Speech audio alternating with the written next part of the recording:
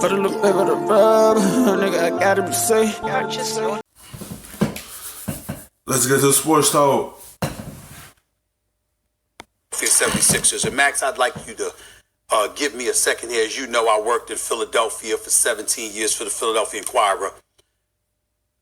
First things first, to Joel Embiid. What the hell was that? 32 minutes and 0 points? Zero? What the hell was that? Mind you, Max Kellerman, Molly, the last time we saw Joel in a playoff game, where did we see him? It was Toronto. What was he doing? Crying. I come on the air, and what do I say to you, Max? This is a beautiful thing because it hurts him now. He's going to come out like a monster this year because he was crying, he was upset. You're in the hallway. Like, he had a game, 0 points. That hurt Philadelphia. When your superstar go in there and had 32 minutes on the floor and not even put up a single point, that's why they lost. It's bad enough that you already don't know who gonna close the game, who can really spread the floor, because you got Tobias Harris struggling, shooting 22% for the 3-point line, and then your star going there and ain't put up no points. They lost that game because their superstar wasn't playing good. He ain't put up no points. Last year, you were already in tears when you was playing the Raptors. That should motivate you to come out this gate and dominate. And you go against a team that took you out of the playoffs. And you go in there and lay a goose egg. Hugging your lady, everybody looking at you like, damn, man up. We brought up Tom Hanks in the league of their own, and there's no crying in baseball. There's no crying in basketball. But we let it go. 32 minutes in your first visit back to Toronto since that moment that Kawhi Leonard broke your heart and sent you home, and you put up 0? Really? This is what I'm talking about right here. Joel was averaging 27 last year. He's averaging 21 now. Numbers are down. Field goal percentage, shooting points per game, whatever. He seems passe. He doesn't seem in shape. On top of it all, I'm going to call out Brett Brown. Now, I have been very nice to this man because I happen to believe that Brett Brown is a very nice man who is a good coach. And when people talked about letting him go, even though I thought he blew 3 playoff games in one series against Boston, which was inexcusable, I still supported him getting his contract extension or whatever. I'm putting him on notice too. Will you coach, please? Please, with sugar on top. Pretty please. Why is Joel Embiid dribbling on the perimeter, Max, shooting fall-away jump shots 7-1? Why? The coaching has to come into play somehow. Josh Richardson, I ain't worried about it. He missed those 3 free throws. That was not a good look with Drake laughing at you. But that's life. That happens. Josh Richardson can play. He's an asset. My point is this. Joel Embiid is a monster. Arguably, or in the conversation for the best big man in basketball, although we wouldn't give it to him, over the Greek Freak. My God. Stop with the jump shots. Get your big behind down in the low post. Start making some noise there. Get to the damn free throw line. Make the free throws when you get. That's be the issue as well. Now, we know you can shoot, but if they ain't falling, put someone in the paint and get an easy bucket. You can't have your big man doing follow-away shots. You gotta tell him it's not working right now. You can't be doing that because you can hurt the team down the line. You can't do that. He can't handle one of these games.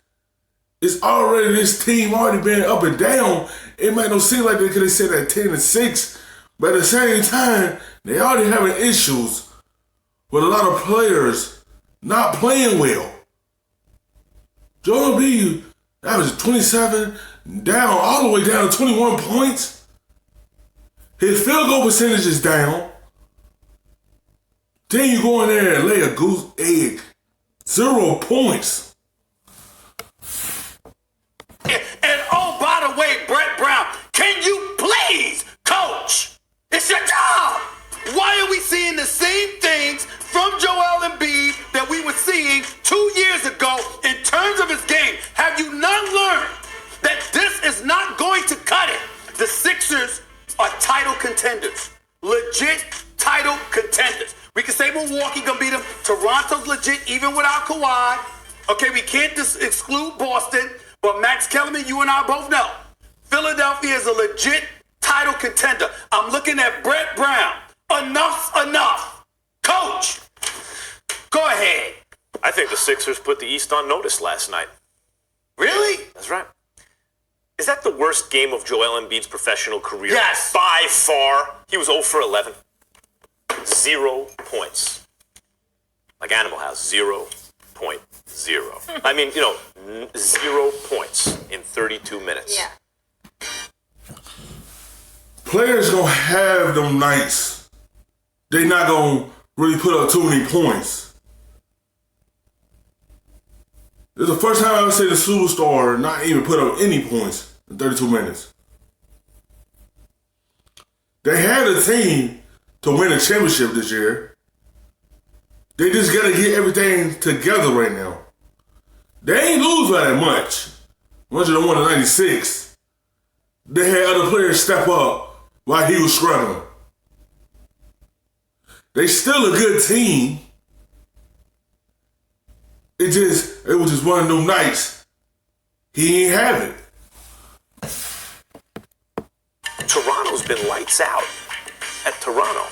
They just went on the road and lost by 2 possessions to one of the best teams at home and one of the best teams in the East with getting 0 points from Embiid. That's not usually going to happen. It'll probably never happen again. 2-possession game. That, to me, says good things about the Sixers. And keep in mind, between Tobias Harris and Jimmy Butler, they made a mistake, obviously. Jimmy Butler is showing you what he's made of, not only in the playoffs last year. I've been back and forth. That wasn't their choice. Jimmy wanted to leave. Nevertheless, he wanted so to make him want to stay. I mean, South Beach. He didn't want to be there. Jimmy Butler wanted his own team. He didn't want to be in Philly anymore. He always wanted to play in Miami. So that's what he did. Had an opportunity and took it. And to have his own team. That's why the Sixers kept Tobias Harris. Because he wanted to stay there. You don't keep a player that don't want to be there. He wanted to go ahead and showcase that he could have his own team. Philly still have other star players. Tobias Harris and Ben Simmons. They still had other good players around him. That's why they lose that much. They still don't notice that they still have a good team. Then they lost by 2 possessions. Well, look, and by the way, Pat Riley and Jimmy Butler made for each other. Spoelstra and Butler, it's a perfect marriage of personalities in terms of competitiveness and intensity. South Beach. Trust me. Ironically, it's on South Beach. Yeah. The point is, Max knows Tobias Harris is shooting like 30% from 3. He can't buy a shot. Ben Simmons has, if anything, regressed from where he was a year and a half ago, let's say. Embiid had the worst game of his career. And they lose by 2 possessions on the road to a good team, man. There's so much talent on this Sixers team that even when they can't get out of their own way, they're still, what are they, 11-6 now? 11-5? So the Dallas Cowboys of the NBA? No, Dallas Cowboys don't win twice as much as they lose. They're winning twice as much as they lose. And this is before they figured it out. Stephen A., I've said all along, Ben Simmons and Embiid should be on different teams. That's not the right Simmons needs his own team with shooters all around, like the Greek Freak. That's not what they have.